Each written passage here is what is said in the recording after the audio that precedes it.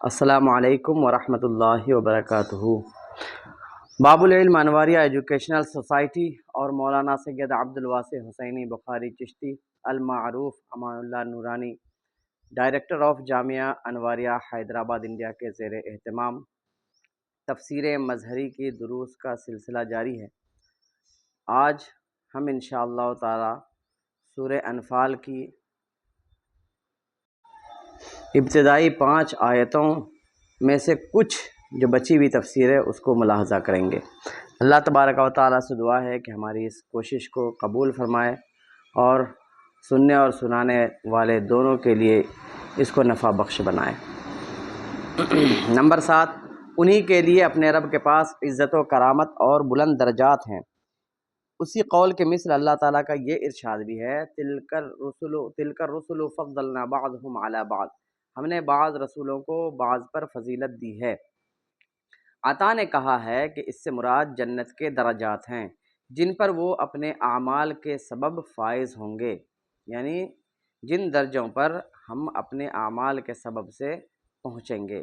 حضرت عبادہ ابن صامت رضی اللہ تعالیٰ عنہ سے مروی ہے کہ رسول اللہ صلی اللہ تعالیٰ علیہ وآلہ وسلم نے ارشاد فرمایا، جنت میں 100 درجے ہیں، ہر 2 درجوں کے درمیان اتنا فاصلہ ہے جتنا زمین و آسمان کے مابین ہے، یعنی جتنا زمین و آسمان کے درمیان فاصلہ ہے ہر درجے میں۔ اور جنت کا سب سے بلند درجہ فردوس ہے، اسی سے جنت کی 4 نہریں نکلتی ہیں اور اس سے اوپر عرش ہے۔ پس جب تم اللہ تعالیٰ سے دعا مانگو تو جنت الفردوس کا سوال کرو۔ اسے ترمذی نے روایت کیا ہے۔ علامہ بغوی رحمۃ اللہ تعالیٰ علیہ نے لکھا ہے کہ ربیع ابن انس رضی اللہ تعالیٰ عنہ نے کہا کہ جنت کے 70 درجے ہیں اور ہر 2 درجوں کے درمیان اتنا فاصلہ ہے جتنا ایک تجربہ کار شہسوار 70 برس تک گھوڑا دوڑاتے ہوئے طے کرتا ہے۔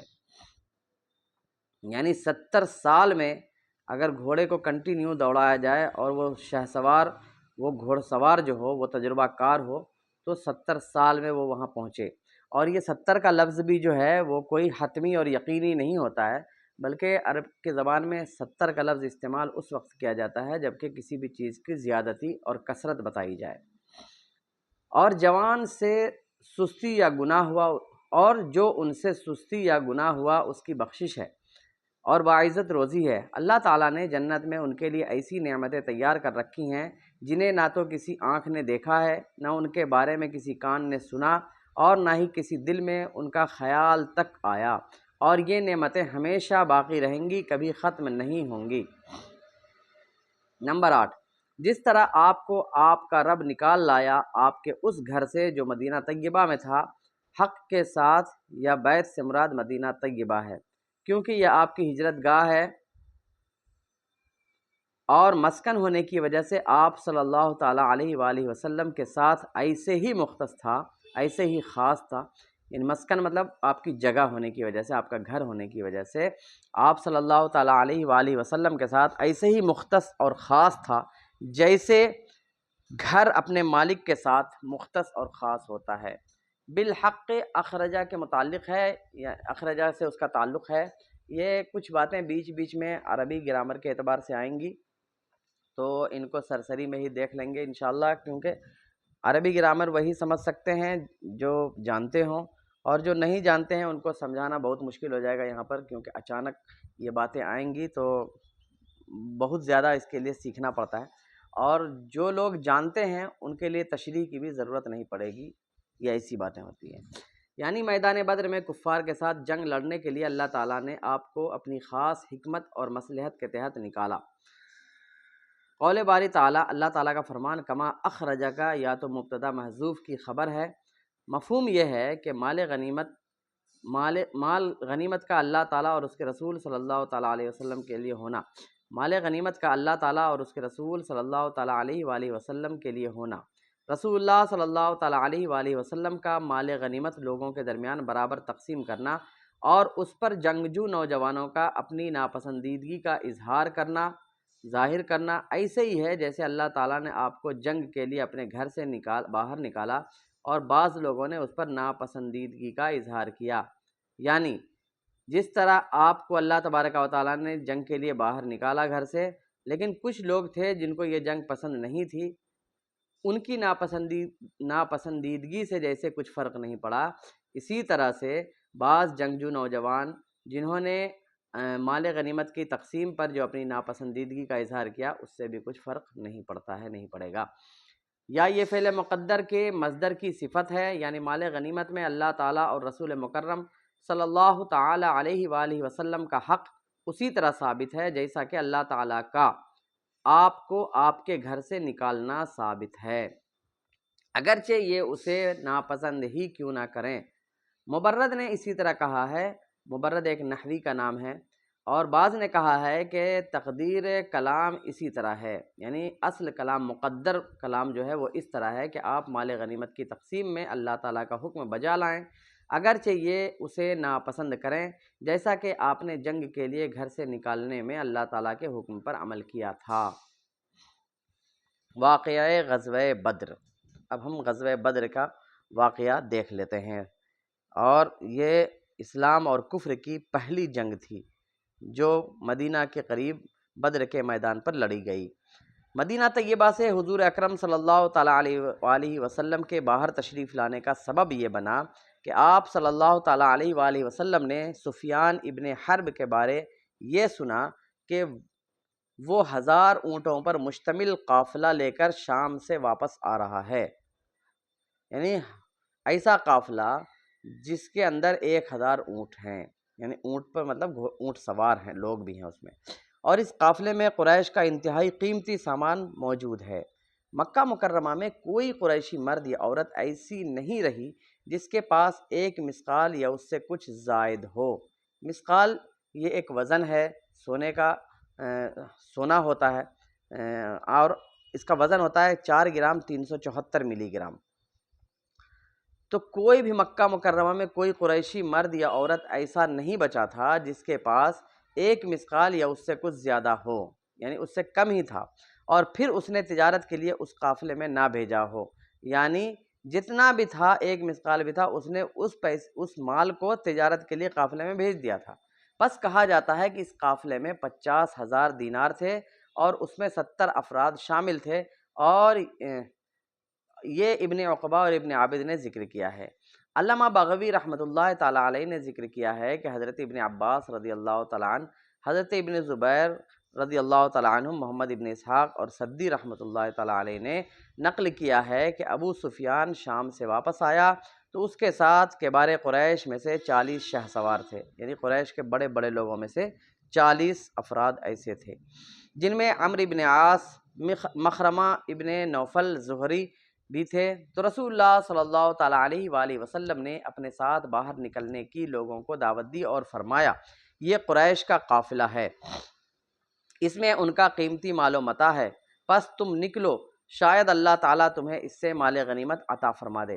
پس لوگوں نے آپ صلی اللہ تعالیٰ علیہ وآلہ وسلم کی دعوت کو قبول کر لیا، بعض ہتھیاروں کے بغیر چلے اور بعض ہتھیار لے کر چلے، اور بہت سے لوگ ساتھ جانے سے پیچھے بھی رہ گئے، لیکن انہیں بھی کوئی ملامت نہ کی گئی، کیونکہ انہیں یہ گمان بھی نہ تھا کہ رسول اللہ صلی اللہ تعالیٰ علیہ وسلم کو جنگ سے واسطہ پڑے گا۔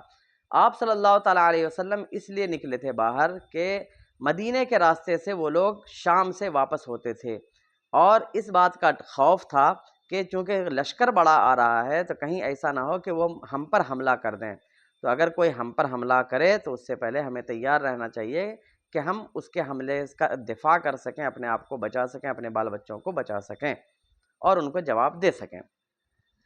اور آپ صلی اللہ تعالیٰ علیہ وسلم نے بھی اس کی کوئی زیادہ پرواہ نہ کی، اور آپ صلی اللہ تعالیٰ علیہ وآلہ وسلم نے فرمایا، جس کے پاس سواری موجود ہے وہ ہمارے ساتھ سوار ہو کر چلے۔ بعض لوگوں نے آپ صلی اللہ تعالیٰ علیہ وآلہ وسلم سے یہ اجازت طلب کی کہ ہماری سواریاں مدینہ طیبہ کے بالائی حصے میں ہیں، یعنی اوپر پہاڑیوں پر ہیں، ہم وہ لے کر حاضر ہو جائیں۔ تو آپ صلی اللہ تعالیٰ علیہ وسلم نے فرمایا، نہیں، جس کے پاس سواری حاضر ہے، ابھی موجود ہے یہاں پر، وہ سوار ہو کر چلے، باقی پیدل۔ رسول اللہ صلی اللہ تعالیٰ علیہ وآلہ وسلم نے مدینہ طیبہ سے خروج فرمانے سے 10 دن قبل، یعنی مدینہ طیبہ سے بدر کی طرف نکلنے سے 10 دن پہلے طلحہ ابن عبید اللہ اور سعید ابن زید کو شام کے راستے کی طرف بھیجا تاکہ وہ قافلے کے بارے میں معلومات حاصل کریں۔ پس وہ دونوں سرزمین خوار پہنچے اور وہاں کشت ابن مالک جوہنی کے پاس ٹھہر گئے۔ اس نے ان دونوں کو پناہ دی، اپنے پاس ٹھہرایا اور قافلے کے گزرنے تک انہیں چھپائے رکھا۔ پھر یہ دونوں وہاں سے نکلے، کشت بھی ان کے ساتھ تھا، اور وہ انہیں ذوالمروہ تک کے مقام تک پہنچا اور وہ انہیں ذوالمروہ کے مقام تک پہنچا گیا، یعنی پہنچا کر چلا گیا۔ ذوالمروہ ایک بستی ہے جو مدینہ طیبہ سے 8 برید کے فاصلے پر ہے۔ برید بولتے ہیں ڈاک کو، اور ڈاک کا مطلب ہوتا ہے، یعنی جب ڈاک پہنچانے والے لوگ جو ہوتے تھے تو منزل ہوتی تھی، ایک اسٹیشن سمجھ لیجئے، وہ اسٹیشن پہ چینج ہوتے تھے۔ تو ذوالمروہ کہاں تھا؟ مدینہ طیبہ سے 8 برید کے فاصلے پر، یعنی یوں سمجھ لیجئے 8 اسٹیشن کے فاصلے پر تھا۔ پھر وہ دونوں رسول اللہ صلی اللہ تعالیٰ علیہ وآلہ وسلم کو خبر دینے کے لیے آئے۔ اتنے میں آپ صلی اللہ تعالیٰ علیہ وآلہ وسلم خروج فرما چکے تھے۔ پس جب رسول اللہ صلی اللہ تعالیٰ علیہ وسلم مقام ینبوع پر پہنچے تو آپ نے یہ قطعہ علیحدہ کر کے کشت کے حوالے کر دیا، یعنی آپ نے یہ ٹکڑا الگ کر کے کشت کے حوالے کر دیا ینبوع کا، جو کہ حضور صلی اللہ تعالیٰ علیہ وسلم کے بھیجے ہوئے 2 لوگوں کو جنہوں نے پناہ دی تھی۔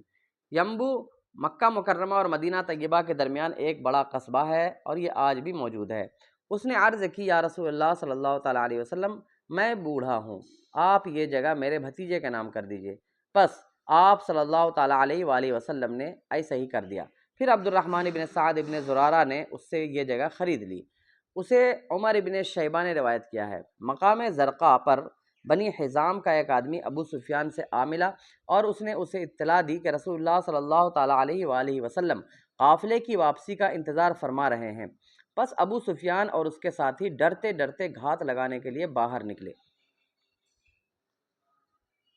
جب ابو سفیان حجاز کے قریب پہنچا تو وہ آپ صلی اللہ تعالیٰ علیہ وآلہ وسلم کے بارے خبریں معلوم کرنے لگا، اور جو سوار بھی اسے ملتا وہ اس سے آپ صلی اللہ تعالیٰ علیہ وآلہ وسلم کے بارے میں دریافت کرتا، کیونکہ وہ لوگوں کے بارے میں انتہائی خوف زدہ تھا۔ یہاں تک کہ ایک سوار نے اسے یہ خبر دی کہ محمد صلی اللہ تعالیٰ علیہ وآلہ وسلم تیرے قافلے کی تلاش میں نکل چکے ہیں۔ اس پر اسے خطرہ لاحق ہو گیا، چنانچہ اس نے زمزم ابن عمرو غفاری کو 20 مثقال کے عوض اجرت پر لیا، یعنی 20 مثقال سونا کے بدلے میں اجرت پر لیا۔ 20 مثقال کتنا ہو جائے گا؟ ایک مثقال کا وزن ہوتا ہے 4 گرام 374 ملی گرام، اس کو انٹو کر لیجئے 20 مثقال، یعنی 20 چوکے 80، موٹا موٹی اگر دیکھا جائے تو 100 گرام سونا، اور اسے مکہ مکرمہ بھیجا، اور ساتھ ہی یہ حکم دیا کہ وہاں پہنچ کر وہ اپنے اونٹ کی ناک کاٹ دے۔ مکہ مکرمہ پہنچ جاؤ اور وہاں جا کر کے اپنی اونٹ کی ناک کاٹ دو، کجاوا الٹا کر دے اور اپنی قمیص آگے پیچھے دونوں جانبوں سے پھاڑ دے، اور اہل مکہ سے اپنے مالوں کی حفاظت کے لیے باہر نکلنے کی فریاد کرے، اور انہیں یہ اطلاع دے کہ محمد صلی اللہ تعالیٰ علیہ وآلہ وسلم اپنے اصحاب یعنی اپنے ساتھیوں کے ساتھ قافلہ کو لوٹنے کے درپے ہیں۔ پس زمزم بڑی تیز رفتاری کے ساتھ مکہ کی طرف نکل گیا، اور وہاں پہنچ کر اس نے وہی کچھ کیا جو اسے ابو سفیان نے حکم دیا تھا۔ عاتقہ بنت عبد المطلب کا خواب، یعنی حضور صلی اللہ تعالیٰ علیہ وسلم کی پھوپھی عاتقہ کا خواب۔ ابن اسحاق، حاکم اور بیہقی نے اکرمہ کی سند سے حضرت ابن عباس رضی اللہ تعالیٰ عنہما سے، موسیٰ ابن عقبہ اور ابن اسحاق نے عروہ سے، اور امام بیہقی رحمۃ اللہ تعالیٰ علیہ نے ابن شہاب سے روایت کی ہے کہ عاتقہ بنت عبد المطلب نے زمزم کے قریش کے پاس آنے سے 3 دن قبل رات کے وقت ایک خواب دیکھا۔ جب صبح ہوئی تو عاتقہ اس کے سبب انتہائی پریشان ہوئی، یعنی اس کی وجہ سے بہت پریشان ہوئی اس خواب کی وجہ سے، اور غمزدہ ہو گئی۔ چنانچہ اس نے اپنے بھائی عباس ابن عبد المطلب کو بلا بھیجا اور انہیں کہا، اے میرے بھائی، میں نے ایک خواب دیکھا ہے جس نے مجھے سخت خوف زدہ کر دیا ہے۔ حضرت عباس رضی اللہ تعالیٰ عنہ اس وقت تک مسلمان نہیں ہوئے تھے۔ شاید قریش پر کوئی سخت مصیبت اور آزمائش آنے والی ہے۔ تو عباس نے کہا، وہ خواب کیا ہے؟ اس نے جواب دیا، میں ہرگز تمہیں نہیں بتاؤں گی، یہاں تک کہ تم میرے ساتھ وعدہ کرو کہ اس کا ذکر کسی اور کے سامنے نہیں کرو گے، کیونکہ اگر قریش کے اور لوگوں نے یہ سن لیا تو وہ ہمیں اذیت پہنچائیں گے اور ہمارے بارے میں ایسی باتیں کریں گے جنہیں ہم پسند نہیں کریں گے۔ صفحہ نمبر 17 شروع ہو رہا ہے۔ پس حضرت عباس رضی اللہ تعالیٰ عنہ نے اس سے یہ وعدہ کر لیا۔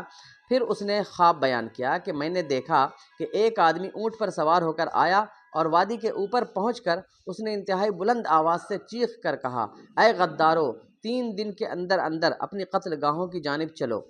اس نے 3 بار چلا کر ایسے ہی کہا تو بہت سے لوگ اس کے پاس جمع ہو گئے۔ پھر وہ مسجد میں داخل ہوا، یعنی مسجد حرام یعنی خانہ کعبہ میں داخل ہوا، اور لوگ اس کے پیچھے پیچھے تھے۔ پھر اس کا اونٹ وہاں کھڑا ہو گیا اور اس نے کعبہ کے اوپر پہنچ کر 3 بار چیخ کر کہا، اے غدارو، اپنی قتل گاہوں کی جانب 3 دن کے اندر اندر جلدی چلو۔ اب دیکھیے یہاں پر حضرت عاتقہ بنت عبد المطلب کا جو خواب ہے، اس میں ایک شخص جو آواز دے رہا ہے اور یہ کہہ رہا ہے، اے غدارو، اپنی قتل گاہ کی طرف 3 دن کے اندر اندر چلو۔ یہ حضرت عاتقہ کا اگرچہ خواب ہے لیکن یہ حقیقت پر مبنی ہے، اور غدار کہنا بھی یہ حقیقت پر مبنی ہے، یعنی اللہ تبارک و تعالیٰ کے گھر میں تم لوگ رہتے ہو لیکن اللہ تبارک و تعالیٰ کے رسول کے ساتھ غداری کرتے ہو، دشمنی رکھتے ہو، تو اب تمہارے قتل ہونے کے دن آ گئے ہیں اور 3 دن کے اندر اندر تمہیں بدر کے میدان میں پہنچنا ہے، جو تمہاری قتل گاہ ہے، یعنی جہاں تم کو قتل ہونا ہے۔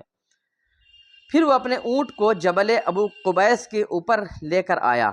جبل ابو قبیس یعنی ابو قبیس کی پہاڑی کے اوپر لے کر آیا، پہاڑی کا نام ہے ابو قبیس، اور وہاں اس نے بلند آواز سے کہا، اے غدارو، اپنی قتل گاہوں کی طرف 3 دن میں جلدی جلدی چلو۔ پھر اس نے بہت بڑا پتھر اٹھایا جسے اس نے وہاں سے اکھیڑا، پھر اسے پہاڑ کے اوپر سے نیچے لڑکا دیا، پھینک دیا نیچے۔ پھر وہ پتھر نیچے کی جانب لڑھکنے لگا، اس کی لڑکھڑاہٹ اتنی انتہائی شدید تھی، یہاں تک کہ جب وہ نیچے پہنچا تو ٹکڑے ٹکڑے ہو گیا، اور تمہاری قوم کے گھروں اور کمروں میں سے کوئی بھی ایسا نہیں بچا جس میں اس پتھر کا ٹکڑا داخل نہ ہوا ہو۔ یہ سن کر حضرت عباس رضی اللہ تعالیٰ عنہ نے فرمایا، قسم بخدا، یعنی خدا کی قسم، یہ صرف خواب ہی نہیں ہے، اسے اپنے پاس ہی چھپائے رکھنا، کیونکہ اگر اس کی خبر قریش کو ہو گئی تو وہ ہمیں ضرور تکلیف پہنچائیں گے۔ یعنی ضروری لکھا ہے لیکن وہ ہے ضرور۔ اس کے بعد عباس رضی اللہ تعالیٰ عنہ اس کے پاس سے چلے گئے اور ان کی ملاقات ولید ابن عتبہ ابن ربیعہ ابن عبد شمس سے ہوئی۔ چونکہ وہ ان کا دوست تھا اس لیے خواب کا ذکر اس سے کر دیا اور ساتھ ہی اسے چھپانے کی تلقین بھی کی۔ پھر ولید نے اس کا ذکر اپنے باپ عتبہ سے کر دیا، پھر اس نے اسے عام کر دیا اور سارے مکہ میں اس کی خبر پھیل گئی، یہاں تک کہ قریش اس کے بارے آپس میں باتیں کرنے لگے۔ حضرت عباس رضی اللہ تعالیٰ عنہ کہتے ہیں کہ میں صبح کے وقت بیت اللہ شریف کا طواف کر رہا تھا، ابو جہل ابن ہشام قریش کی ایک جماعت کے ساتھ وہاں بیٹھا ہوا تھا اور وہ عاتقہ کے خواب کے بارے میں ہی گفتگو کر رہے تھے۔ جب ابو جہل نے مجھے دیکھا تو کہا، اے ابو الفضل، یہ حضرت عباس رضی اللہ تعالیٰ عنہ کی کنیت ہے، جب تو اپنے طواف سے فارغ ہو جائے تو ہماری طرف آنا۔ چنانچہ جب میں فارغ ہو کر ان کے پاس پہنچا اور ان کے ساتھ بیٹھ گیا تو ابو جہل نے مجھے کہا، اے بنی عبد المطلب، یہ نبیہ تم میں کب سے پیدا ہوئی؟ یہ نبیہ تم میں کب سے پیدا ہوئی، یعنی ان کی بہن عاتقہ کے بارے میں بول رہا ہے جنہوں نے خواب دیکھا تھا کہ وہ نبی ہونے کا دعویٰ کر رہی ہے۔ یہ نبیہ تم میں کب سے پیدا ہوئی؟ میں نے کہا کیا ہوا ہے؟ اس نے کہا عاتقہ کا خواب۔ تو میں نے کہا وہ کیا ہے؟ تو اس نے کہا، اے بنی عبد المطلب، کیا تم اس پر راضی نہیں ہوئے کہ تمہارے مرد نبی ہوئے ہیں، حتیٰ کہ اب تمہاری عورتیں بھی نبی بننے لگی ہیں؟ ابن عقبہ کے الفاظ یہ تھے، یعنی تمہارے مرد نبی بنے کا مطلب حضور صلی اللہ تعالیٰ علیہ وسلم کی طرف اس نے اشارہ کیا کہ نبی ہونے کا دعویٰ تمہارے مرد نے کیا ہے، اب تمہاری عورت بھی نبی بننے کا دعویٰ کرنے لگی ہیں۔ یہ ابو جہل کا طنز تھا۔ ابن عقبہ کے الفاظ یہ تھے، اے بنی ہاشم، کیا تم اس پر راضی نہیں ہوئے کہ تمہارے مرد جھوٹ بولتے ہیں، حتیٰ کہ اب تم اپنی عورتوں کا جھوٹ بھی ظاہر کرنے لگے ہو؟ بے شک ہم اور تمہارے آبا مقابلے میں دوڑنے والے 2 گھوڑوں کی مثل ہیں، یعنی ہم اور تمہارے باپ دادا، ہمارے باپ دادا اور تمہارے باپ دادا مقابلے میں دوڑنے والے 2 گھوڑوں کی طرح ہیں، اور ہم میں سے ہر کوئی سبقت لے جانے کی کوشش میں تھا، ہم میں سے ہر کوئی سبقت یعنی آگے بڑھ جانے کی کوشش میں تھا۔ پس جب دونوں شہسوار ایک جیسے رہے تو تم نے یہ کہہ دیا کہ ہم میں ایک نبی ہے، پھر اسی پر تم نے اکتفا نہ کیا، یہی تمہارے لیے کافی نہ ہوا کہ تم ایک مرد کو نبی بنائے، یہاں تک کہ اب کہنے لگے ہو کہ تم میں ایک نبیہ بھی ہے، یعنی ایک عورت بھی نبی ہے۔ میں نہیں جانتا کہ پورے خاندان قریش میں سے کوئی مرد یا کوئی عورت تم سے زیادہ جھوٹ بولنے والا ہو۔ اس طرح اس نے آپ کو سخت اذیت پہنچائی اور کہا کہ عاتقہ کے خواب میں ایک آدمی کو یہ کہتے دیکھا ہے، عاتقہ نے خواب میں ایک آدمی کو یہ کہتے دیکھا ہے کہ 3 دن میں گھروں سے جلدی جلدی نکلو، پس ہم 3 دن تک تمہارا انتظار کریں گے۔ جو کچھ وہ کہہ رہی ہے اگر وہ حق ہوا تو وہ واقع ہو جائے گا، یعنی وہ ہو کر رہے گا، اور اگر 3 دن گزر جانے کے باوجود کچھ نہ ہوا تو ہم تمہارے بارے میں یہ لکھ دیں گے کہ ان کا خاندان سارے عرب میں سب سے زیادہ جھوٹ بولنے والا ہے، معاذ اللہ۔ یہ ابو جہل اور عتبہ ان لوگوں کو کہہ رہا ہے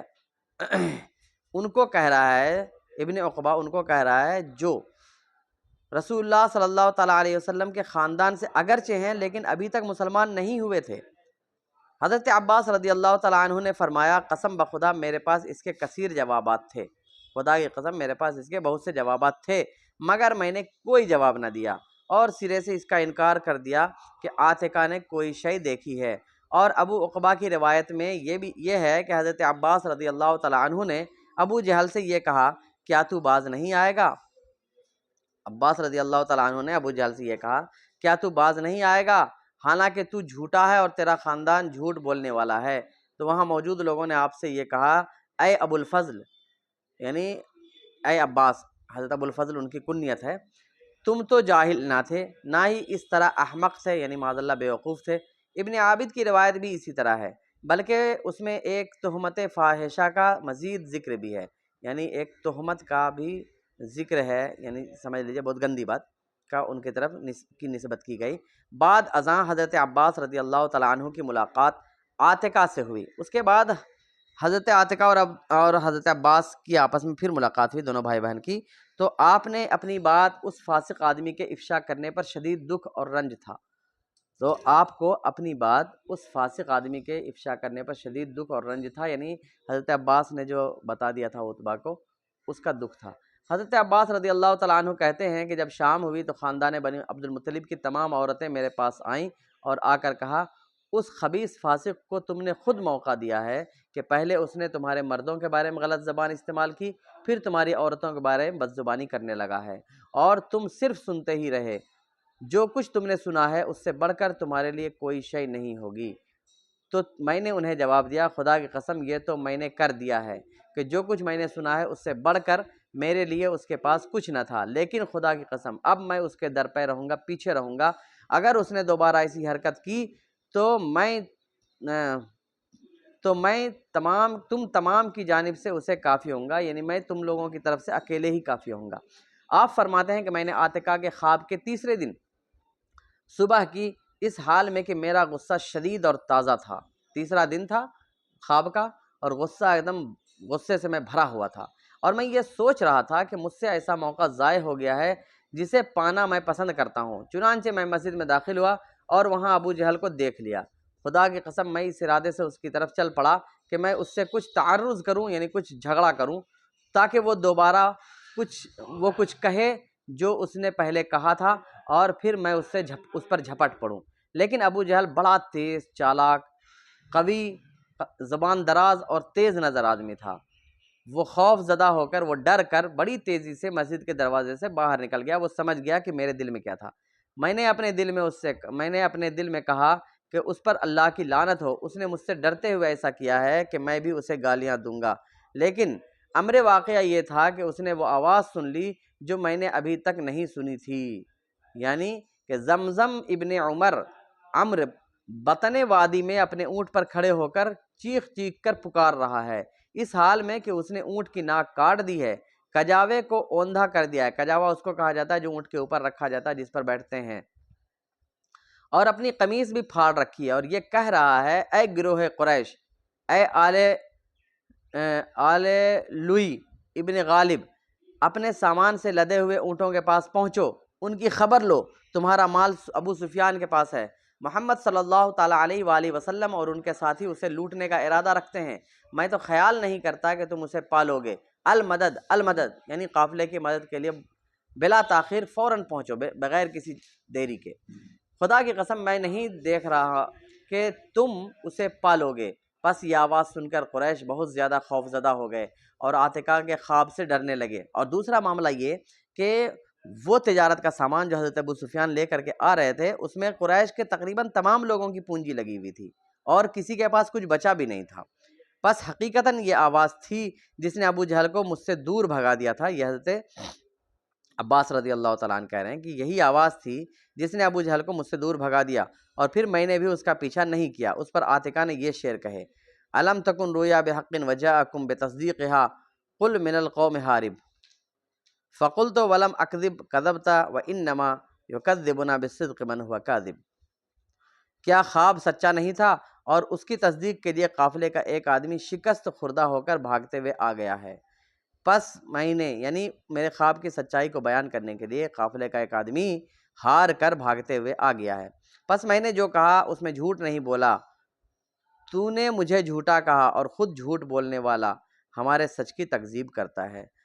میں نے کہا اس میں میں نے جھوٹ نہیں بولا، یعنی حضرت عاتکہ کہتے ہیں میں نے سچ کہا اور تو نے مجھے جھوٹا بتایا، حالانکہ تو خود جھوٹ بولنے والا ہے، اور جو خود جھوٹ بولنے والا ہو ہمارے سچ کو نہیں جھٹلا سکتا۔ پس لوگ بڑی تیزی سے تیار ہوئے اور کہنے لگے کہ محمد صلی اللہ تعالیٰ علیہ وسلم اور آپ کے اصحاب نے اسے بھی ابن حضرمی کا قافلہ گمان کیا ہے، لیکن ایسا ہرگز نہیں، خدا کی قسم یقیناً وہ اس مرتبہ کوئی اور نتیجہ دیکھیں گے۔ لوگ دو ہی طرح کے تھے کہ یا تو خود نکلنے کے لیے تیار ہو گئے یا اپنی جگہ پر کسی دوسرے کو تیار کر لیا۔